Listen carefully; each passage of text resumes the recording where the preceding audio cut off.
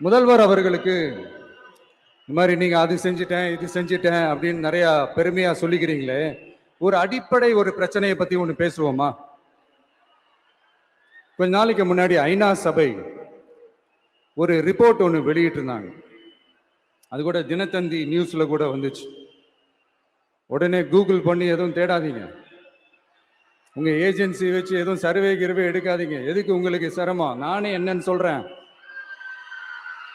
தண்ணீர் திவால் அப்படின்ற அந்த தலைப்புல தண்ணியே இல்லாம திவால் ஆக போகுது அப்படின்ற அந்த கட்டுரை படிக்கும் போது உண்மையிலேயே மனசுக்கு ரொம்ப பகீர்னு இருந்தது.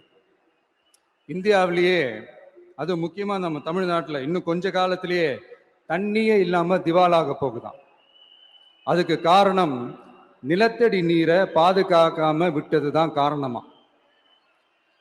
மண்ணையும் மணலையும் கொள்ளையடிச்சா பின்ன வேற என்ன நடக்கும்? மலைகளை முழுகினா பின்ன வேற என்ன நடக்கும்? கனிம வளங்களை கொள்ளையடிச்சா பின்ன வேற என்ன நடக்கும்? இந்த மணல் கொள்ளையில ஈடுபட்டவங்களை மேல நீங்க சரியா நடவடிக்கை எடுக்கலன்னு அது போதுமானதாக இல்லை அப்படின்ட்டு சென்னை உயர் நீதிமன்றம் சொன்னிச்சே, மறந்துட்டீங்களா?